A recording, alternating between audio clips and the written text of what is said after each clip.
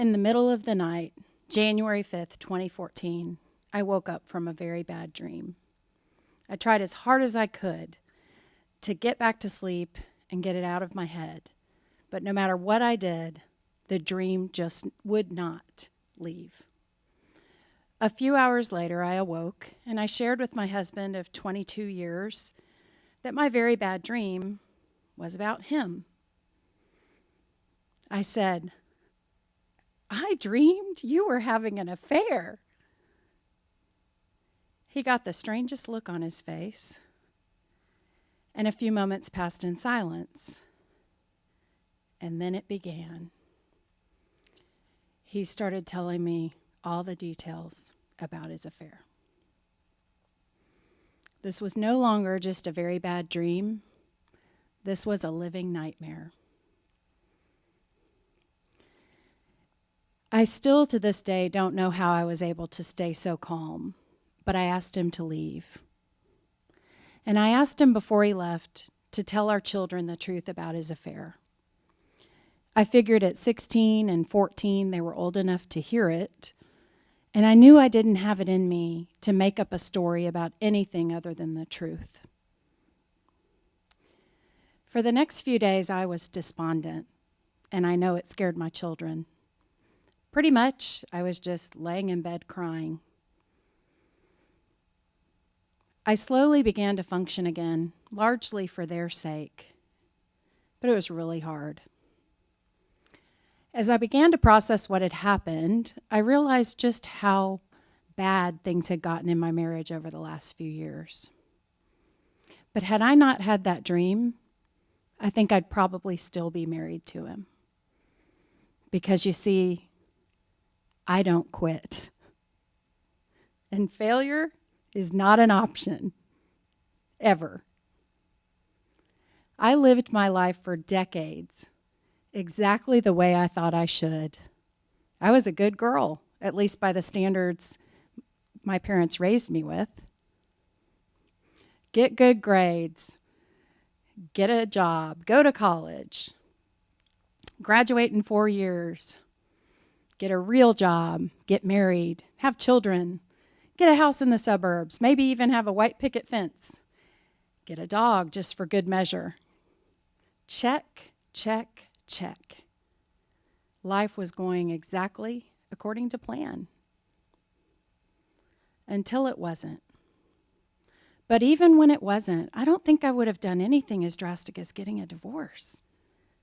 I wasn't supposed to get a divorce. After all, do people really have those fairy tale happily ever after marriages in real life? So what if he never really showed me affection or complimented me or even acted like he loved me? It was safe. And so I rationalized my situation for years. My husband and I were about as different as we could be, and the divide between us grew deep. As he began a downward spiral, he took me right along with him. And somehow he convinced me that everything wrong in our lives was my fault. And I know that's not how marriage is supposed to be. But like many in dysfunctional relationships, I began to question my own self-worth. And I lost the will to even try and fight. But no matter how bad things got, I still was really blindsided by the affair. But that was the moment when I knew I could no longer stay married to him. My husband really disliked how social I was. I had some great friendships, and my friends and family really sustained me in those first days following this separation. It was really, really hard. But I was so thankful for all of them and the way they showed up for me. They regularly called just to check in on me. They came to hang out with me. They listened. They encouraged me. And they prayed for me. It really had an impact on me the way they showed up. At the time, I owned a company and I delivered management training to clients.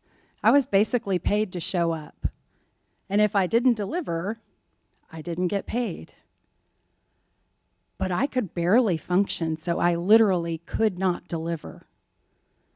That's when my dear friend and colleague stepped right in and kept my business afloat. She called the clients, she reassigned my responsibilities to others, and she handled all the operations. I don't know that my business could have survived without her. The way people showed up for me and the love that they showed began to teach me that that's what love really looks like in action. And it was very different than what I'd seen in my marriage. Now, I suppose we don't know how strong we are until our strength is tested. I thought I was strong. I thought I was resilient. I thought I could make it on my own. But there were lots of times I was completely overwhelmed. My days following the separation pretty much consisted of counseling for myself, for my children, attorney consultations, getting loads and loads of paperwork together, and trying to figure out who would get what in the divorce. I wasn't sad about losing love, but I was really angry about the betrayal. That, along with worrying about the impact it would have on my children, pretty much consumed me in those days. I prayed a lot. Surrendering to a higher power gave me a peace that transcended my understanding. As I began to find that peace, my friends remarked that I looked better than I had in years. I was starting to adapt to my new normal. And then my husband approached me to reconcile.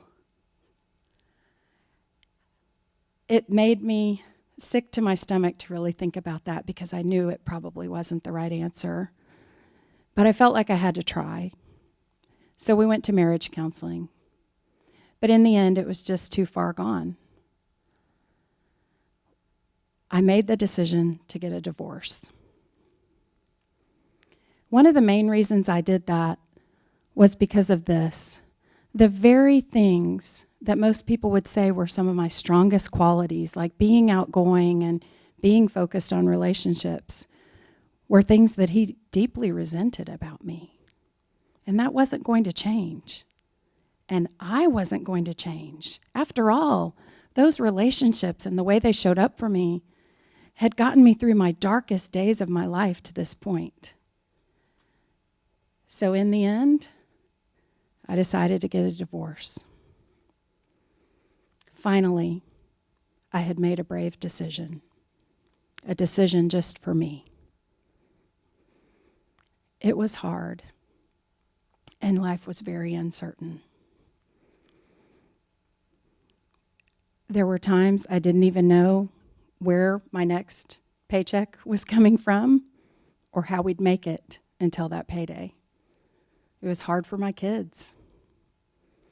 Between financial stress and job stress and trying to raise teenagers largely on my own, times were pretty tough.